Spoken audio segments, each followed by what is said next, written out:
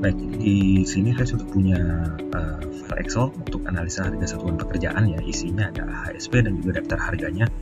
Nah, di depan saya sudah terbuka worksheet namanya AHSP. Di sini sudah ada template standar untuk analisa harga satuan pekerjaan ya. Di sini ada pekerjaan, ada faktornya, ada satuan, harga satuan, yang kemudian breakdown berapa bahan, alat dan jumlahnya. Nah, ini template standarnya. Kemudian supaya bisa terbaca dengan baik di dalam CTBQ-nya, saya melakukan modifikasi. Saya buat di worksheet terpisah di AHSP copy ini. Oke, jadi intinya di sini saya memperpanjang saja dari yang ada di sebelahnya ini. Ya, di sini saya copy lagi untuk deskripsi pekerjaannya, kodenya. Ininya tetap dari unit satuan sampai alatnya saya biarkan. Tapi di sini saya tambahkan pertama column type. Ya, isinya kemudian saya isi berdasarkan yang ada di sini. Kalau material saya tulis material, kalau tenaga kerja saya tulis tenaga kerja ya. Jadi di sini saya tulis material, label. Kemudian saya breakdown untuk labor factor, ya, koefisien dari si labornya, labor price, harga dari si labornya, material unit quantity, koefisien dari si materialnya, material price, harga dari si materialnya, demikian juga untuk equipmentnya, koefisiennya, dan juga untuk equipment best price-nya.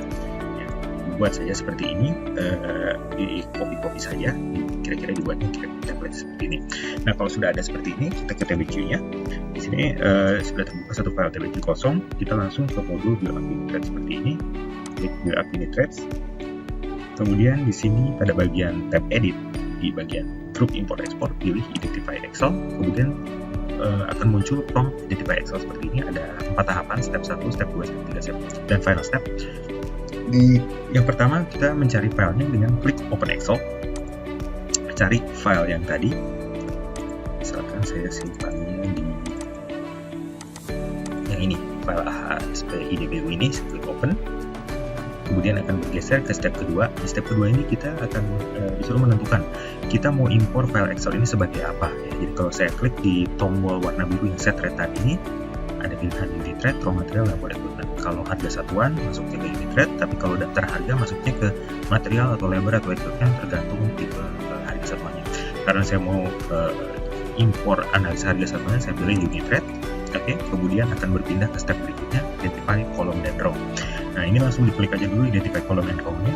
Tapi maaf, sebelumnya kita pilih dulu worksheet yang mau kita import. Nah, di sini yang tadi saya pakai di sini adalah worksheet yang namanya AHSP copy dalam kurung copy ini, maka di sini juga saya pilih yang sama, AHSP dalam kurung copy. Oke, ya. Di sini ulangi lagi, set rate tab-nya sebagai unit rate, kemudian identify column and row, saya langsung klik aja dulu. Dia akan langsung mengidentifikasi setiap baris dan juga setiap judul kolomnya. Nah, karena tadi saya sudah tambahkan tab di sini ya, ada material, labor, material, labor, maka pas identifikasi barisnya dia udah langsung tahu mana unit rate, raw material atau labor. Ya. Nah, kemudian yang barisnya sudah oke, kita perbaiki yang kolomnya. Yang di sini kan ada yang sudah red code, unit berwarna hijau, itu berarti sudah teridentifikasi. Kita cek apakah identifikasinya sudah betul atau tidak. Nah, contohnya yang ini red code teridentifikasinya, tapi bawahnya adalah resource type. Kita ganti ya, kita ganti misalkan yang kode ini seharusnya yang benar-benar kode. Kita klik di sini, kemudian klik kanan set column as red code. Nah, yang pekerjaan kita klik, kemudian kita pilih sebagai description ya.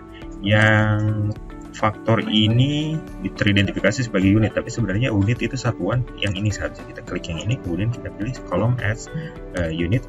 Harga satuan upahnya kita biarkan, kita cari ke bagian yang kita tambahkan tadi ya. Kemudian ada labor base price, tapi sebenarnya ini adalah labor factor atau koefisiennya. Kita klik di sini, kita ganti labor unit quantity, ini sebagai harganya, labor base price. Ini material unit quantity sudah benar, material base price sudah benar. Kemudian equipment factor, ini koefisiennya kita ganti sebagai equipment unit quantity, dan terakhir adalah equipment base price ya. Kalau sudah ada hijau-hijau ini, lihat lagi apakah sudah semua. Oke, kalau sudah semua dan sudah cukup, kita klik final step, identify specific content. Klik ini. Nah, setelah identifikasinya selesai, kita bisa cek hasilnya ya. Nah, misalkan yang nomor 1, kita lihat di sini.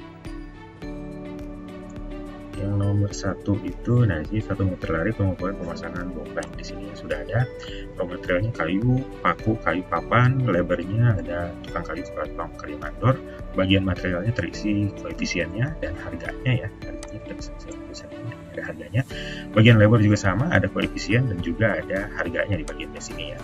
Nah, bagian totalnya kita bisa lihat di sebelah sini. Nah, ini ada totalnya 113.610 untuk setiap 1 meter lari pengukuran dan pemasangan bopeng untuk gedung dan saluran. Kita cek tadi. Ini tadi totalnya.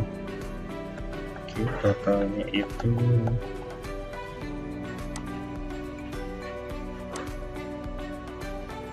ya, udah sama ya totalnya 113 dengan yang ada di bagian atasnya.